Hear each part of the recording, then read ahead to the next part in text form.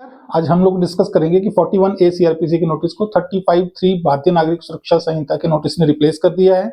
जो confusion 41A CrPC के notice को लेके थी, कुछ एक कम की गई है इस सेक्शन में, लेकिन हम लोग जो है इस सेशन में डिस्कस करेंगे जितनी भी कंफ्यूजन जो है पुलिस को रहती है या फिर अन्य लोगों को रहते हैं 41A सीआरपीसी के नोटिस, जो 35(3) भारतीय नागरिक सुरक्षा संहिता के नोटिस के बारे में आज हम लोग जो है ये सारे डाउट्स जो हैं वो क्लियर करेंगे। सबसे पहले 41A नोटिस जो था वो ओल्ड प्रोविजन है, जो न्यू प्रोविजन है वो है 35(3) भारतीय नागरिक सुरक्षा संहिता का नोटिस। जो 35(3) भारतीय नागरिक सुरक्षा संहिता का नोटिस है ये अरेस्ट से बचाता है उन लोगों को जिन्होंने ऐसा कोई अपराध किया हो जिसमें सजा 7 वर्ष तक है या फिर 7 वर्ष है। ये जो 41A सीआरपीसी को नोटिस को लेके दो जजमेंट्स हमने पहले Arnesh Kumar versus state of Bihar और जो है अशफाक आलम वर्सेस जो है स्टेट ऑफ झारखंड पहले ही डिस्कस करी थी, जिसमें ऑनरेबल सुप्रीम कोर्ट ने कहा था कि आप जो है नोटिस दें, अरेस्ट ना करें।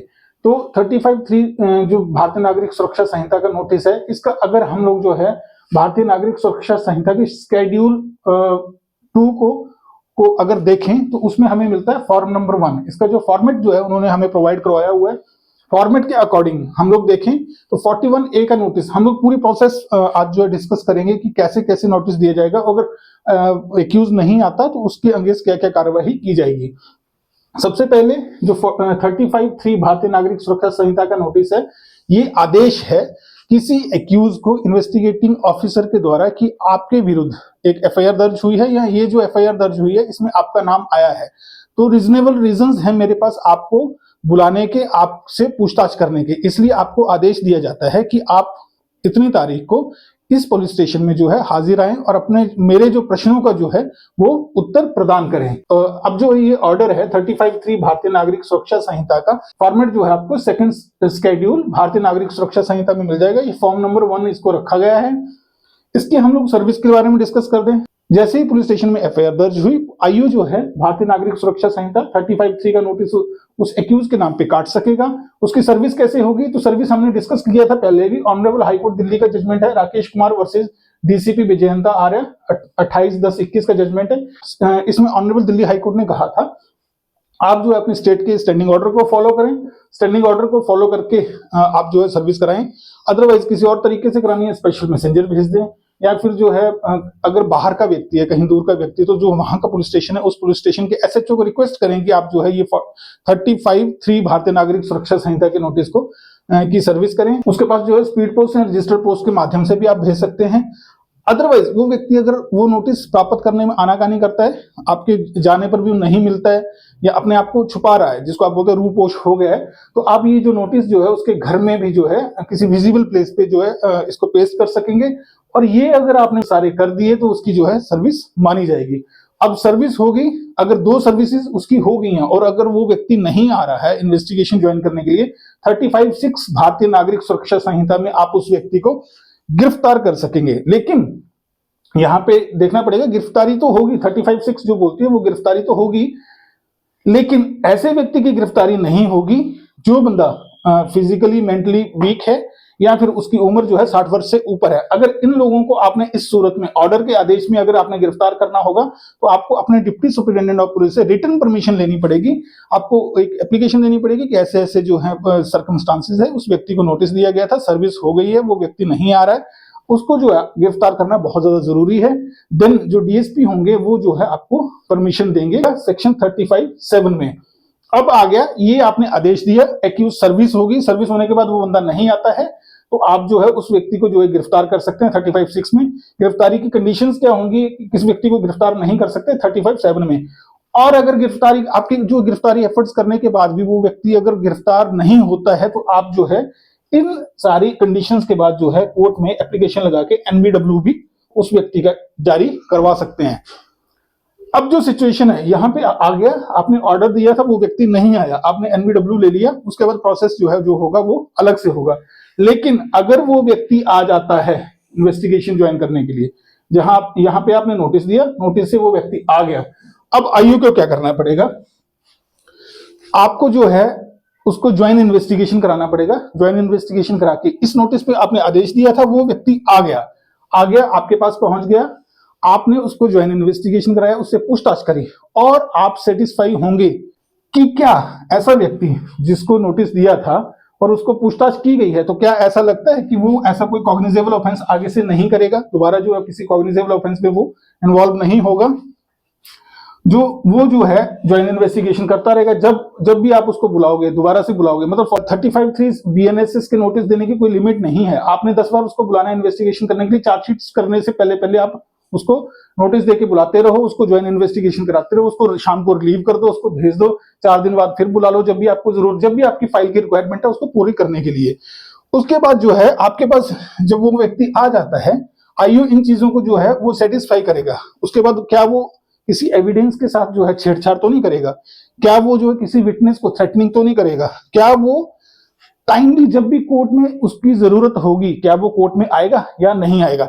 इन कंडीशंस को अगर आप सेटिस्फाई करते हैं तब आप जो है केस डायरी में लिखेंगे, रिकॉर्ड द रीजंस, आप केस डायरी में लिखेंगे कि ये जो कंडीशंस हैं उन कंडीशन को ये फुलफिल करता था, इसकी अरेस्ट जरूरी नहीं है। अब इसको जो है कि नोटिस को बंधित किया जाएगा। अब जो बंधित करने के बाद आप क्या बोलोगे, उस पर क्या कंडीशंस इंपोज करोगे।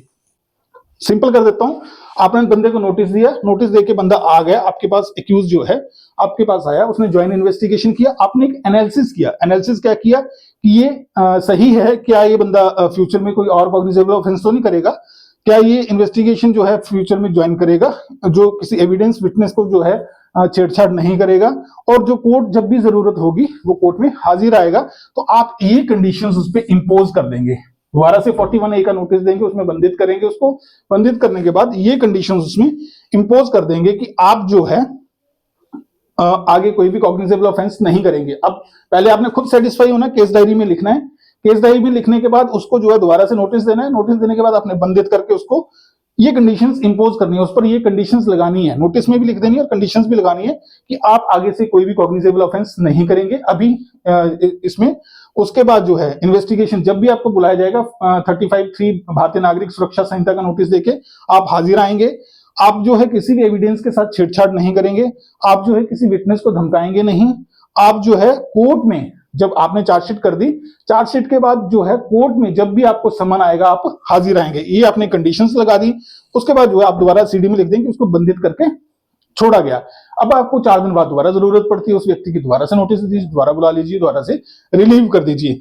एक चीज जो है इसमें इंपॉर्टेंट है कि अगर वो व्यक्ति जब उसने ये जो आपने कंडीशंस लगाई थी, ये जो कंडीशंस को वो जो है उसको जंप कर देता है या फिर कोई ऐसा और ऑफेंस कर देता है जो 7 साल सजा से ऊपर है, तो उसकी जो है आप अरेस्ट कर पाएंगे। लेकिन इसमें जो है अरेस्ट कैसे होगी, अगर प्लेन लैंग्वेज हम लोग सेक्शन का देखें तो प्लेन लैंग्वेज देख के लगता है कि नहीं पुलिस डायरेक्ट अरेस्ट कर सकती है। जब 41A सीआरपीसी का सिनेरियो था तो उस time honourable Telangana high court का एक जजमेंट आया था कि जब 41A सीआरपीसी का नोटिस पुलिस ने दे दिया उसके बाद जो है खुद अरेस्ट नहीं कर सकती। इसमें अलग अलग कोर्ट्स का अपना अपना व्यू है, कई कोर्ट जो है वो अलाउ कर देते हैं आपको डायरेक्ट अरेस्ट के लिए, लेकिन हमें जो है एक एप्लीकेशन जरूर लगानी चाहिए। हम जब भी हमने भारतीय नागरिक सुरक्षा संहिता 35(3) का नोटिस किसी एक्यूज को दिया हुआ इन्वेस्टिगेशन के दौरान और ऐसे सर्कमस्टांसेस आ जाते हैं कि उसको गिरफ्तार करना है, तो हमें जो है एक एप्लीकेशन कोर्ट में लगानी चाहिए। कोर्ट अगर हमें अलाउ कर दे कि नहीं ठीक है आपकी पावर है आप अरेस्ट कीजिए, तो आप अरेस्ट के लिए प्रोसीड कर जाइए। अगर कोर्ट रिटन में दे देता है तब तो और भी बढ़िया है। इसमें बहुत ज्यादा इंपॉर्टेंट एक चीज है कि जब भी आप एक्यूज को बंधित करें 35(3) भारतीय नागरिक सुरक्षा संहिता में, तो उसको जो है आप ये जो उसका जो एड्रेस है उसको प्रॉपरली वेरीफाई करें। एड्रेस कोशिश करें कि उसकी आईडी की 2 कॉपीज मिल जाएं और उनको वेरीफाई करें। वेरीफाई करने के बाद ही आप जो है चार्जशीट फाइल करें। उसके बाद क्वेश्चन आता है कि क्या ये लेडी पे सर्व किया जा सकता है? बिल्कुल किया जा सकता है, लेकिन लेडी को जब आपने पूछताछ के लिए बुलाना उसको सनसेट के बाद नहीं बुलाना है, सनराइज से पहले नहीं बुलाना। दिन में उसको बुलाइए, पूछताछ कीजिए और उसको भेज दीजिए महिला पुलिस की उपस्थिति में। उसके बाद जो है 35(3) भारतीय नागरिक सुरक्षा संहिता के लिए किसी की श्योरिटी चाहिए। कई बार ऐसा डाउटफुल रहता है कि यार कोई गवाह लेके आएंगे उसे लिखवा लेंगे कि कुछ ऐसा कुछ नहीं है। आपने 35(3) भारतीय नागरिक सुरक्षा संहिता का जब नोटिस देना तो कोई श्योरिटी की जरूरत नहीं है, बस आपने उसका एड्रेस वेरीफाइड होना चाहिए, एड्रेस उसका प्रॉपर होना चाहिए। उसके बाद जो है आप जब 35(3) भारतीय नागरिक सुरक्षा संहिता का नोटिस देंगे उससे एक्नॉलेजमेंट जरूर लें, रिसीट जरूर लें कि मैंने जो है नोटिस प्राप्त किया और मैं जो है समय पर जो है जब भी होगा मैं जब भी बुलाया जाएगा मैं इन्वेस्टिगेशन ज्वाइन करूंगा। एक क्वेश्चन आता है कि क्या एनआरआई, जब 498A आईपीसी के केसेस होते हैं तो लोग बहुत ज्यादा कंफ्यूज होते हैं कि जो एनआरआई है विदेश से आया है तो वो जल्दी निकल भी सकता है विदेश के लिए। जब आप उसको 35(3) भारतीय नागरिक सुरक्षा संहिता का नोटिस देंगे, अगर वो कंडीशंस को जम कर जाए तो आप डिप्लोमेटिक चैनल से ही उसको वापस ला सकते हैं। तो बेटर है आप जो है उसका, जब भी आप इन्वेस्ट चार्जशीट से पहले उसका आप जो है एलओसी खुलवा लें, लुकआउट सर्कुलर उसको कहते हैं। उसका जो पासपोर्ट नंबर लेके ब्यूरो ऑफ इमिग्रेशन को लिखना पड़ता है, और जब वो जाता है उसका कोई स्केड्यूल्ड जो उसकी फ्लाइट होती है वहां पर उसको डिटेन कर लिया जाता है।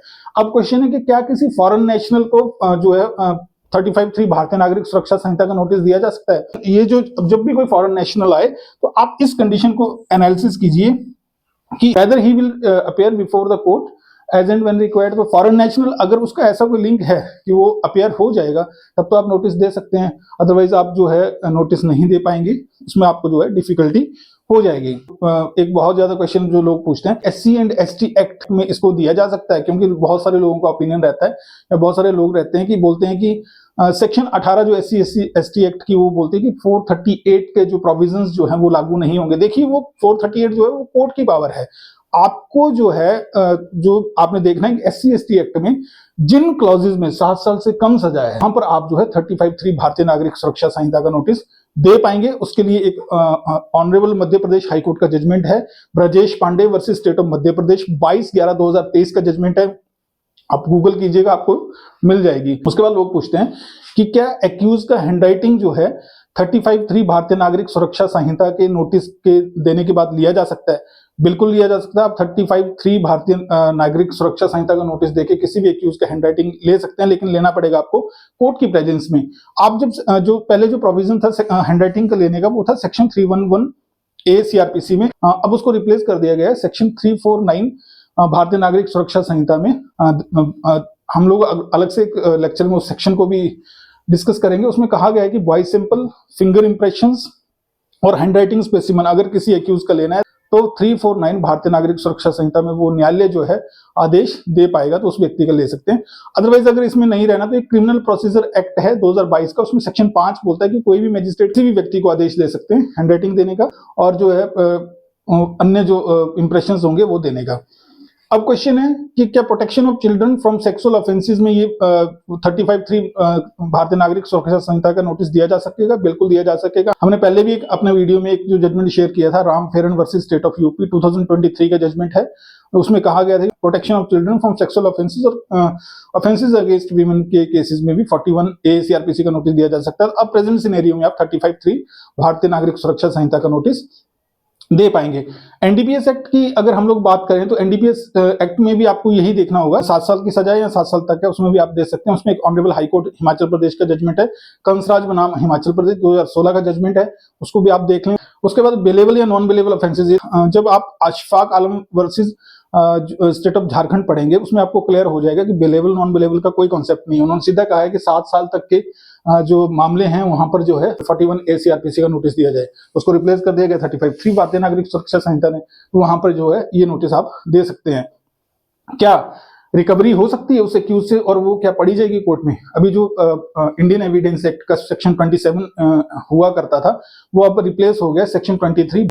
तो उस सूरत में अगर आप उसमें जो हिरासत डिफाइन करी गई है, वो हिरासत जो है फॉर्मल आपकी प्रेजेंस भी एक्यूज के साथ हो सकती है। ऑनरेबल सुप्रीम कोर्ट का एक इंपॉर्टेंट जजमेंट है, पेरुमल राजा वर्सेस स्टेट 2024 जनवरी इसी साल का जजमेंट है, वो भी आपका जो है डाउट जो है आपके क्लियर कर देगा। तो आज हमने जो है कोशिश करी है कि जो 35(3) भारतीय नागरिक सुरक्षा संहिता में जो जो डाउट्स इन्वेस्टिगेटिंग ऑफिसर्स को थे, उनमें से मैक्सिमम जो है वो क्लियर हो गए होंगे। फिर भी अगर आपका कोई डाउट रह गया है, आप मुझे जो इसमें कमेंट बॉक्स में लिख दीजिए, मैं रिवर्ट कर दूंगा। तो आज के लिए इतना ही, मिलते हैं हमारे अगले वीडियो में। अगर आपने अभी तक भी चैनल सब्सक्राइब नहीं करा तो चैनल सब्सक्राइब भी करें, बेल आइकन जरूर दबाएं और वीडियोस को जरूर देखें। जय हिंद, जय भारत।